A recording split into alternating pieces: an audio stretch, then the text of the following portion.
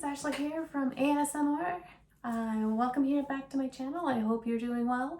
If you're new to the channel, please hit that subscribe button. If you're not new and you're returning, please make sure you do like this or comment below if you like what you see and like what you hear and maybe have a few tips and tricks yourself.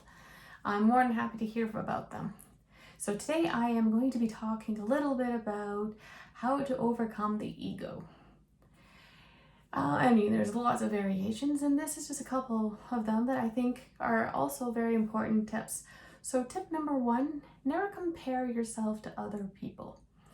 And a lot of the time the ego will always look outside themselves and say, wow, that person's doing amazingly well. They have a bigger house than me, they have a better car, and they go multiple trips. And whereas that might be true, what does it matter? The only thing that matters is how are you doing today, and were you better than yesterday? And you know what? That is one tip I always try to live by, is trying to be the better version of myself that I was the day before.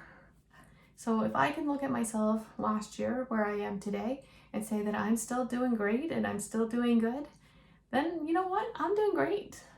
That's the only person I have to compare myself to. Because comparing yourself to anybody else never works, because there's always going to be somebody better and there's always going to be somebody worse than you. So it's just a never-ending battle. The next one would be essentially what you're going to not want to do is allow people to occupy your mind.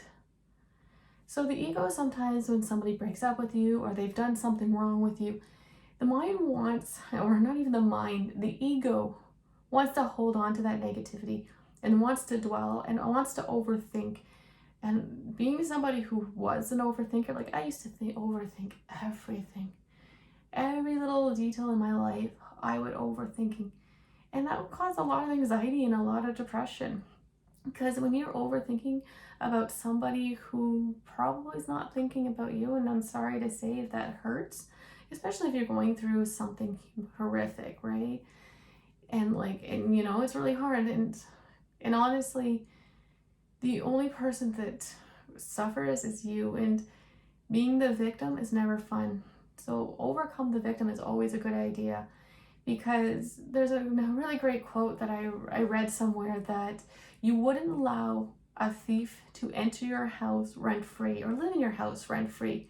Why do you let somebody in your mind live in your mind rent-free? And your mind is so incredible, and why allow them to ever have that satisfaction of living in your mind rent-free? And so my suggestion is definitely just to find ways to get over, what that person did. So whether it's forgiving your part in the situation, so say for example, it was a breakup. You broke up with the person, or they broke up with you, and you think you did everything right, and it's all the other person. Well, that's kind of going into the victim mentality, right? Like everything that happens to you, why is it happening to you? But if you can admit to some of your wrongdoings in a certain circumstance, situation, and granted, there are always exceptions to the rules, and they're really horrific situations, and I would never say that they don't deserve to feel a certain kind of way.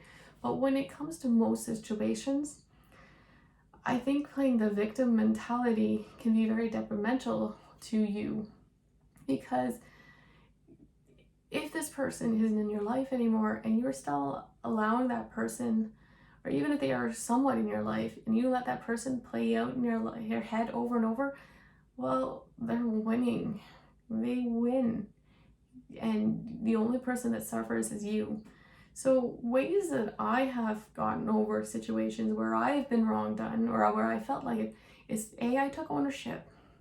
I practice Ho'oponopono. Ho'oponopono is a wonderful chant where what they say is like, I'm sorry, please forgive me, I love you. I'm sorry, please forgive me, I love you.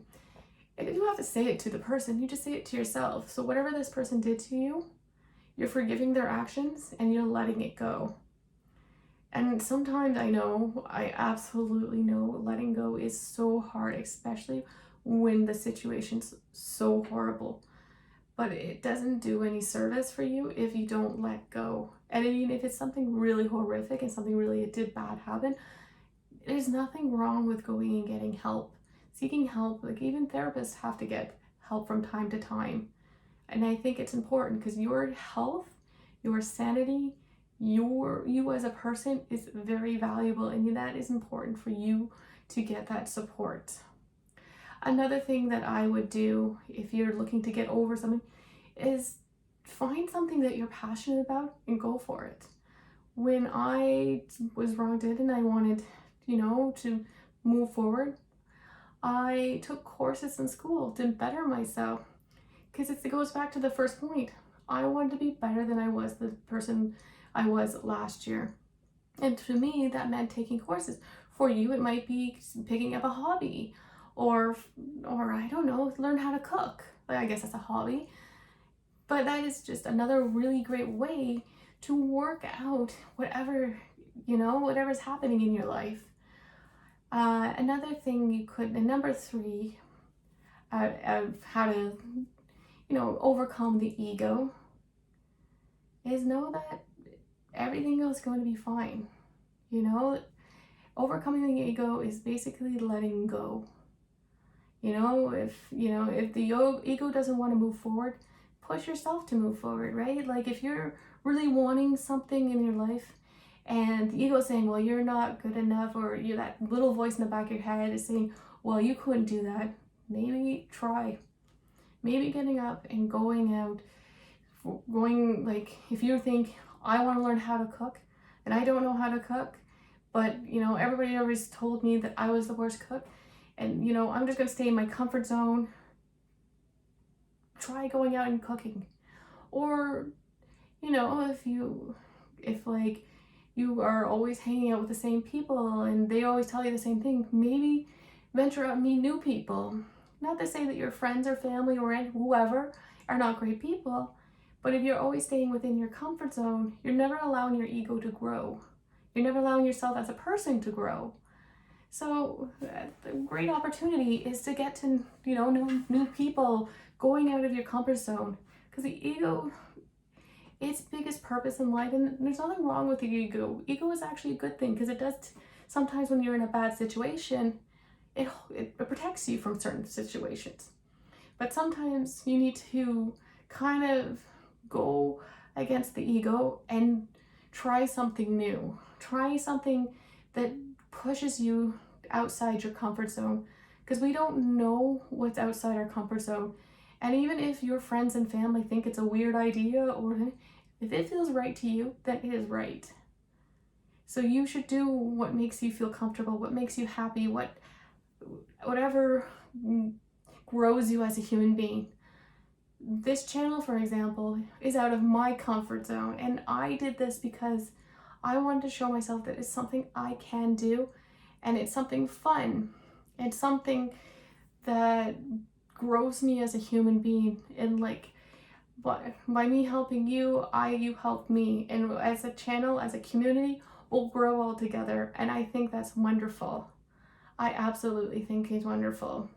So again, guys, I hope you really enjoyed my content. I really hope that you get something from it. I helped somebody today, whether it's one person or it's like 10,000 people, I don't know. I hope you learned something valuable, and remember, guys, if you're not failing, you're failing forward. Congratulations, and have a good night and good day. Bye, guys.